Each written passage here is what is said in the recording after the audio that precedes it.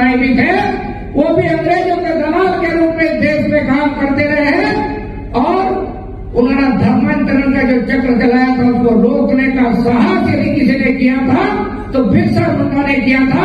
यानी संथाल को बचाने का काम, आदिवासी समाज को बचाने का काम किया था तो बिरसा मुंडा ने किया था।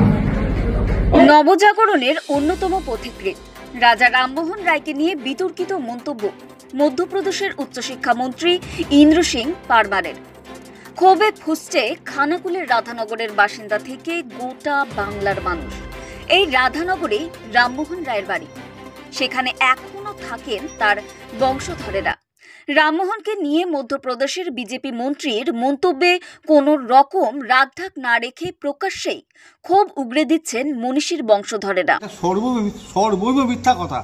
উনি একজন দায়িত্বশীল মধ্যপ্রদেশের উচ্চশিক্ষা মন্ত্রী হয়ে তার মুখে এই কথাটা অত্যন্ত অশোভনীয় এবং এটা নিন্দাযোগ্য। কেননা রাজা রামমোহন রায় সর্বস্তরের সমাজের মানুষের জন্য সারা ভারতবর্ষব্যাপী যে সংস্কারের কাজ করে গেছেন, সেখানে যে ধর্ম সংস্কারক এবং যে ব্রহ্মধর্মের প্রবর্তক হিসেবে তিনি মানুষকে অনেক কিছু অনেক আলোর জ্যোতি মানুষের মধ্যে তিনি। রামমোহন রায়কে নিয়ে বিতর্কিত মন্তব্যের জন্য ইতিমধ্যেই ক্ষমা প্রার্থনা করেছেন মধ্যপ্রদেশের উচ্চশিক্ষামন্ত্রী, কিন্তু ক্ষমা প্রার্থনা ক্ষোভের আগুনে জল ঢালতে পারেনি।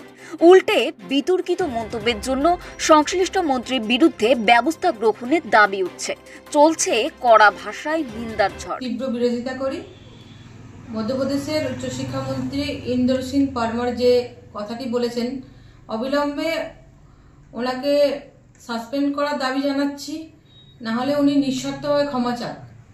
ওনার হয়তো কোনো ধারণাই নেই রাজা রামমোহন রায় কী করেছিলেন।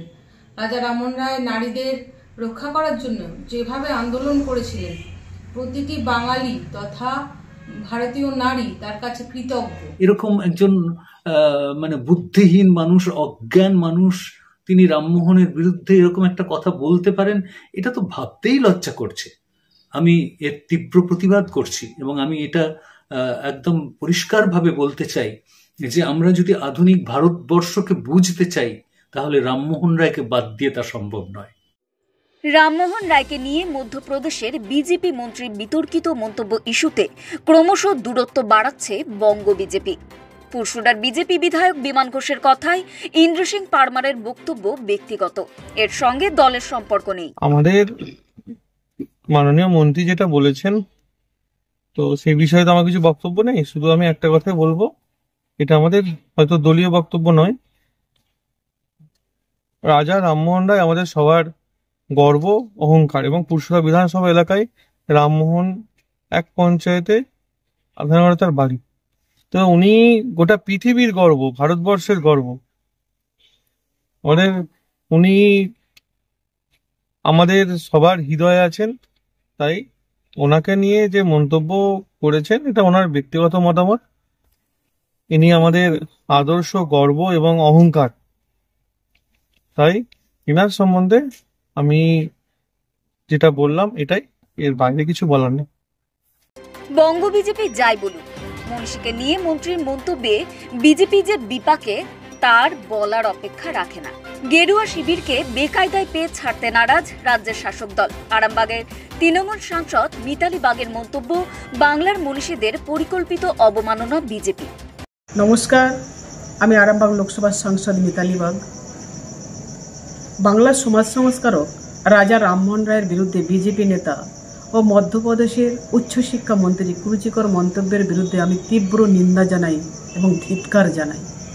যিনি সতীদাহ প্রথা বিলোপ করে ভারতীয় সমাজকে মধ্যযুগীয় অন্ধকার থেকে আধুনিকতার দিকে নিয়ে এসেছিলেন, তার মতো মহান মনীষীকে ইংরেজদের দালাল বা ভুয়ো সমাজ সংস্কার বলা ইতিহাসবিদ্যার অজ্ঞতা এবং রাজনৈতিক চরম অসভ্যতা নিদর্শন।